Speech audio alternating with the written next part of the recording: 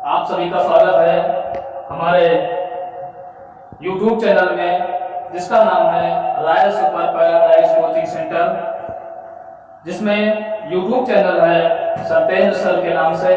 आप सर्च करिए और चैनल को सब्सक्राइब, लाइक और शेयर अवश्य करें। आइए दोस्तों, देखते हैं हम आपको एक जियोग्राफी में जो कक्षा 12 के बोर्ड पेपर के एग्जाम में महत्वपूर्ण प्रश्न आता है, और हम सभी छात्रों से ये कहना चाहेंगे कि वो इस विषय पे विशेषकर ध्यान देंगे। हमारा प्रश्न है, आजकल जो जनसंख्या की वृद्धि हो रही है, वो जनसंख्या वृद्धि क्यों हो रही है, इसको कैसे रोकेंगे और इसकी समस्याएं कैसे बढ़ रही हैं, इसके घटक कौन कौन से हैं और इसके कारक कौन कौन से हैं, और जो समस्याएं उत्पन्न होती हैं वो समस्याएं कौन कौन सी हैं। तो दोस्तों, आइए देखते हैं। हम आपको बताएंगे कि जनसंख्या वृद्धि को क्या कहते हैं इंग्लिश में, पॉपुलेशन ग्रोथ। पॉपुलेशन ग्रोथ जो जनसंख्या वृद्धि का एक इंग्लिश में शब्द है, पॉपुलेशन ग्रोथ। क्यों जनसंख्या वृद्धि की परिभाषा किसे कहते हैं, यानी जनसंख्या वृद्धि क्या होती है, आइए इस विषय में जानेंगे। तो सबसे पहले दोस्तों हम यह बताना चाहेंगे कि किसी स्थान विशेष में निवास करने वाले लोगों की संख्या में दो समय बिंदुओं के बीच जो परिवर्तन होता है उसे जनसंख्या वृद्धि कहते हैं। फिर इसके घटक कौन कौन से हैं, जनसंख्या वृद्धि के घटक, यानी ये कैसे फैलता है, ये वृद्धि कैसे होती है, जो इसके मेन उद्देश्य हैं उन उद्देश्यों को जानेंगे।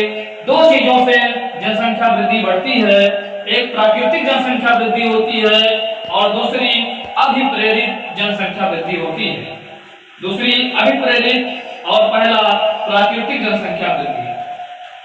प्राकृतिक जनसंख्या वृद्धि जो होती है वो ऐसी वृद्धि होती है जिसमें जो प्रकृति के द्वारा जीवन और मृत्यु निर्धारित हो, वो जन्म और मृत्यु को प्राप्त हो, वो प्राकृतिक जनसंख्या वृद्धि होती है, जिसमें प्राकृतिक आपदाएं भी आ सकती हैं। फिर दूसरा आता है अभिप्रेरित जनसंख्या वृद्धि।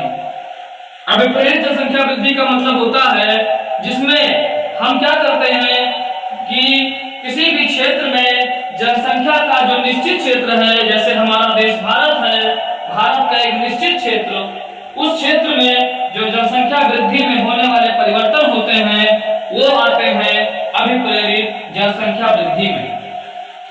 जनसंख्या वृद्धि में जो परिवर्तन होता है, यानी जो अभिप्रेरित परिवर्तन होता है, उसमें धनात्मक और ऋणात्मक वृद्धि हो सकती है, यानी संख्या घट भी सकती है और संख्या बढ़ भी सकती है।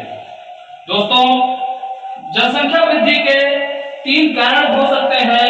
पहला कारण है जन्म, दूसरा कारण है मृत्यु और तीसरा कारण है प्रवास।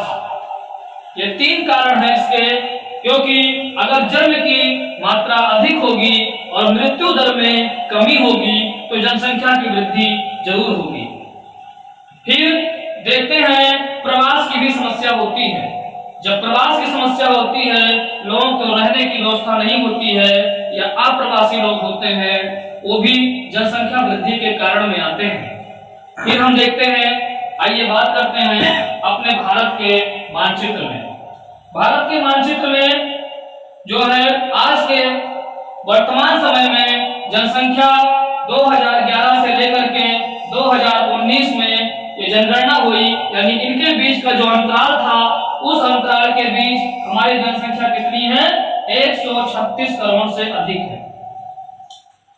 फिर सन 1901 में जब अंग्रेजों का राज्य था हमारे देश में, तो अंग्रेजों के राज्य में सन 1901 में भारत की जनसंख्या की गणना की गई। उस गणना में उस समय पूरे भारत की जनसंख्या जो थी, वो जनसंख्या हमारी 23.84 करोड़ थी। लेकिन सन 2001 में और 2011 के बीच, यानी 2001 और 2011 के बीच हमारी जनसंख्या हो गई 121.8 8 करोड़। फिर 2011 के बाद 2019 तक यानी 9 साल के अंदर हमारी जनसंख्या कितनी बढ़ गई? 136 करोड़ से अधिक जो वर्तमान में है, और भी जनसंख्या बढ़ सकती है और घट भी सकती है। फिर हम देखते हैं इसका एक रेशियो निकालेंगे, तो रेशियो में क्या निकलता है कि 110 सालों के अंदर सन 1900 से लेकर के और 2020 तक हमारी जनसंख्या में 4 गुना वृद्धि हो रही है। कितने गुना हो रही है दोस्तों? आइए जानते हैं। 4 गुना वृद्धि हो रही है, और प्रतिवर्ष हमारी 1.64 प्रतिशत वृद्धि होती है। अब आइए बात करते हैं जनसंख्या के कारक कौन से हैं। कारक और कारण में बहुत बड़ा अंतर है। कारक और कारण, तो जो कारण है हमारे वो जन्म, मृत्यु और प्रवास में आएंगे, और जो हमारे कारक हैं वो कारक में जनसंख्या वृद्धि के कारक में आएंगे। उसमें 3-4 चीजें होती हैं। पहला है विवाह बहुत जरूरी है, क्योंकि आजकल छोटे बच्चों में शादियां 18 साल से अगर कम है तो ग्रामीण क्षेत्रों में भी शादियां हो जाती है, जबकि सरकार ने 18 साल से ऊपर लड़कियों का और 21 साल से ऊपर लड़कों का संविधान बनाया है, कानून बनाया है कि वो तभी बालिग होंगे, उनका विवाह तभी किया जाए जब वो 18 और 21 के बीच हों। और इस समय की सरकार ने भी लड़कियों की उम्र को बढ़ा करके 21 वर्ष कर दिया है। तो एक कारक है मृत्यु दर में कमी, क्योंकि चिकित्सा स्वास्थ्य सेवाओं के माध्यम से सरकार ने मौत की दर को कम कर दिया है, क्योंकि दवा सही टाइम से मिल जाती है तो आदमी स्वस्थ हो जाता है और वो आदमी मरता नहीं है, बच जाता है। तो ये जनसंख्या वृद्धि के कारक भी हैं। और समस्याएं जनसंख्या वृद्धि की पॉइंट आती है। जनसंख्या वृद्धि में समस्याएं क्या क्या होती हैं? पहली समस्या है खाद्यान्न में कमी। लोग खाएंगे क्या? क्या खाएंगे? क्योंकि जनसंख्या वृद्धि जब ज्यादा हो जाएगी और उपज कम होगी, उत्पादन क्षमता कम होगी, तो लोग खाएंगे क्या? लोग रहेंगे कहाँ? ये सारी व्यवस्थाएं करने में समस्या होती है। दूसरी, बेरोजगारी बढ़ जाती है। और तीसरी, कृषि व विकास में जो कमी हो जाती है, उत्पादन कम हो जाता है, क्योंकि क्षेत्र नहीं बढ़ता है किसी भी देश का, जनसंख्या बढ़ती है। दोस्तों आएंगे हम देखेंगे कि इसको रोकने के उपाय क्या क्या है।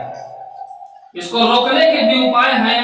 हम अगर चाहें तो हम जनसंख्या वृद्धि को रोक सकते हैं। ये किसी सरकार के बस में नहीं है, ये हम लोगों के बस में है। तो दोस्तों आइए देखते हैं, हम आपका जनसंख्या वृद्धि को बारे में बताएंगे, जैसे रोकने के उपाय के बारे में जानकारी करेंगे।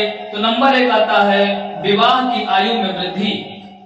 जैसा कि सरकार ने अभी घोषणा किया है कि लड़कियों की उम्र 21 वर्ष 18 से बढ़ाकर के 21 वर्ष कर दी जाए, और लड़कों की उम्र 21 वर्ष से बढ़ाकर 25 वर्ष के बीच कर दी जाए।